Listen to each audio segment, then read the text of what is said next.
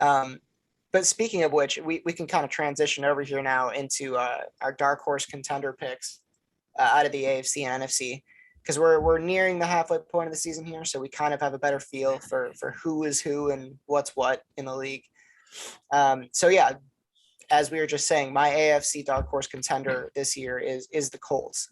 Um, like I said, I think that the Colts are coming on a bit stronger in recent weeks. If Carson Wentz can stay healthy, sky's the limit. They're sitting right now at second in the AFC South. Obviously, the Titans are going to be the team to be in that division. The Titans are looking great as well. I think you're going to say a few words about them in a moment here. But yeah, if the Colts can stay healthy, I think that they have the pieces to be a good team. This week, they do play the Titans. That's going to be a big game. It's Halloween, 1 p.m. game. But beyond that, they have then games against the Jets and the Jags. So two games that they should win. They also will play the Texans this year, the Patriots, and then the Jaguars again. So these are all winnable games. They do have a bit of a tough road. They have the Bucs coming back here, the Bills, as well as the Raiders. But if they can pull at least one of those out, just one of those tougher games. The Bills have shown that they're vulnerable. The Raiders, obviously, with their season kind of confusing right now. We're not really sure if they're true contenders or if they're going to fizzle. We don't know on the Raiders.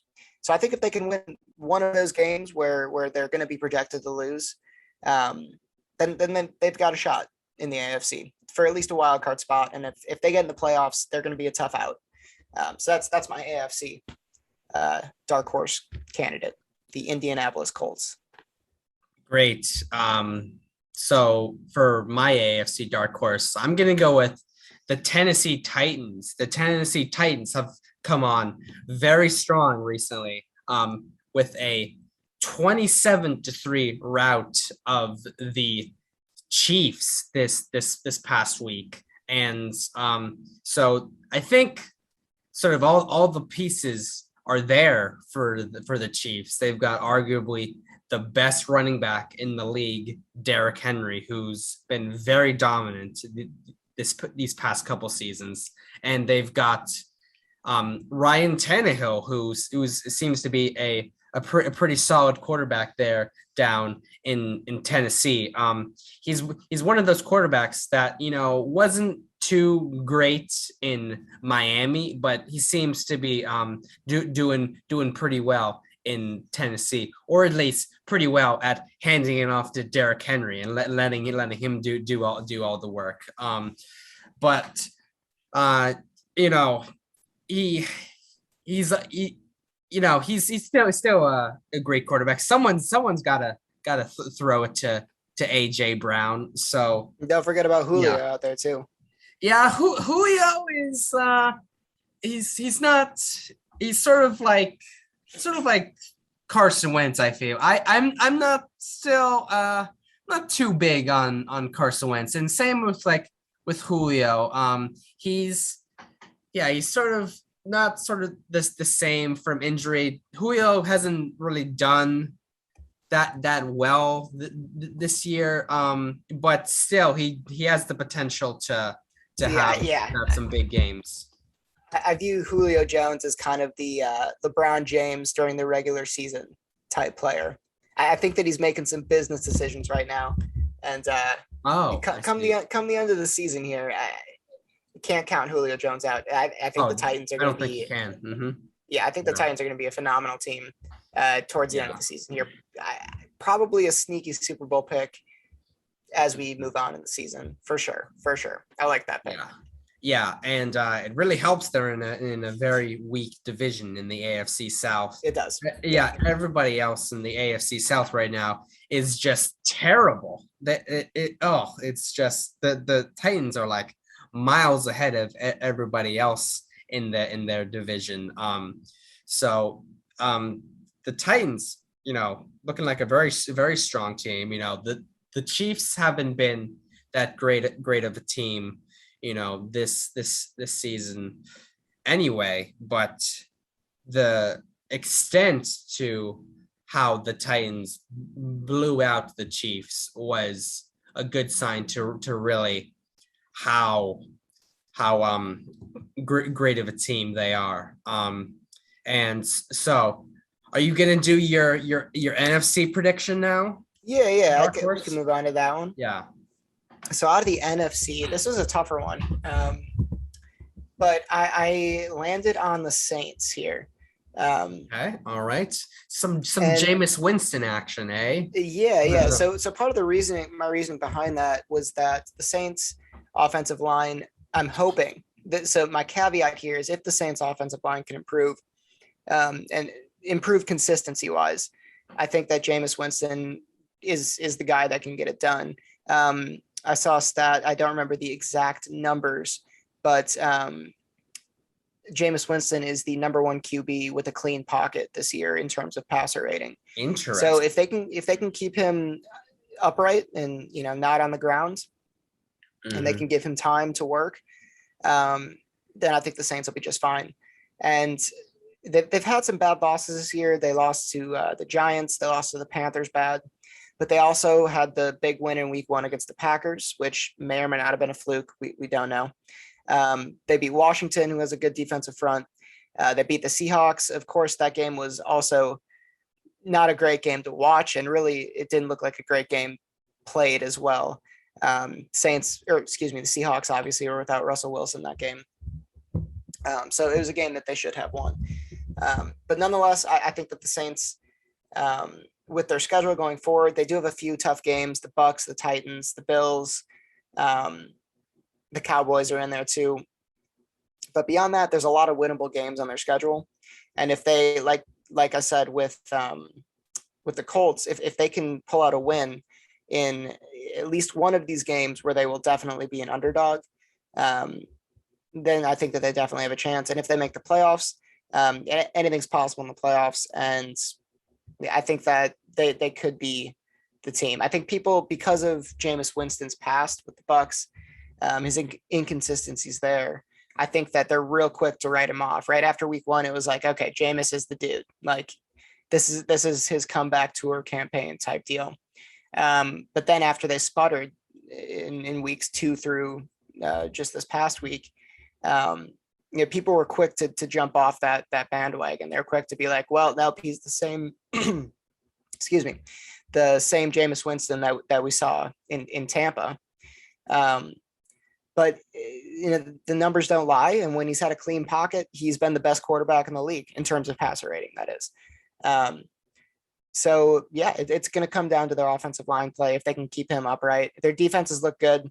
Their secondary especially has looked real good. So if they can get that consistency on offense, I mean, just the differences in what they're scoring each week. I mean, 38 points the first week, they score 7 in week 2, 28 in week 3, 21 in week 4, and then 33 in week 5. And then last week they score 13 points. So their offense is all over the place right now. But if they can get that on track, and if Jameis Winston can have a clean pocket to throw from, they might just be all right towards the end of the year here. So that's my NFC dark horse pick. Yeah, you got some interesting picks here. You say, I'm a big fan of Carson Wentz and Jameis Winston. Right. Those aren't really popular picks that a lot of people would say, but these are dark horse picks, and right. Who knows? Carson Wentz and Jameis Winston could have great second halves to the season, and we could point to you and say, hey, Tyler called it. He was able to vouch for Winston and Wentz when no one else will. Nobody else would. Yeah. I love an underdog. Yeah. Interesting. Cool. So my dark horse pick for the NFC is the Minnesota Vikings. The Minnesota Vikings are 3-3 so far. So they've sort of had a mixed start to the season, but that's because Dalvin Cook has been injured and now he's back, and that's a huge thing for the Vikings. Having another one of the best running backs in the league is huge for your offense. And we've got Kirk Cousins, who's been pretty solid at quarterback. And then we've got, I think, one of the best wide receiver tandems in the league. You've got Adam Thielen and Justin Jefferson, who have been doing great so far. I've got Justin Jefferson on my fantasy team, and he's just been doing wonders for my team. He's having a great sophomore season, and yeah, he's helping the team a lot. And on the defensive side, they're not too bad either. They've got great players such as Harrison Smith, and their defense is ranked 8th in the NFL, and they've allowed only 16 pass touchdowns this year through 7 games. So they've lost some not too heartbreakers bad. too. They've played some good teams real close, and there's been some heartbreaking losses in there. I really like this Vikings pick. Their secondary is playing a lot better than I thought it would to start the year. They have a really young secondary right now. Mm-hmm. And they've held some good quarterbacks and wide receiver duos in check so far. So I like this pick a lot. I think that the Vikings could come on strong. I'm a bit worried with them over there in the NFC North with the Packers. I think that they're going to be a tough out for the Packers this year. And we still have yet to play them. So we got 2 games with the Vikings coming up yet on the schedule. And I think both of those games are going to be difficult ones to win. And the Vikings are kind of flying under the radar. So really, that's a sneaky pick. I like that pick. The Vikings, definitely a good dark horse contender. That's for sure. Yeah. And I was just looking at the Vikings schedule here. They've had a lot of close games against good teams, and they lost by 1 to the Cardinals, 33 to 34. So that's a very promising indication right there. They're in these games against good teams, and they went to overtime with the Bengals, losing 27-24. But again, they're in close games against good teams, and yeah, I think that's pretty much all you can ask for, really. So I think the Vikings have been a good team for a while, but they haven't really been able to push it over the top, just sort of like the Bengals have. But I think most importantly, if Dalvin Cook keeps up his RB1 status, then the Vikings are going to look pretty good this season coming up. Yeah, consistency will be the name of the game for them. That's for sure. Yeah. I like that pick though. That's a great pick. Yeah. We will see.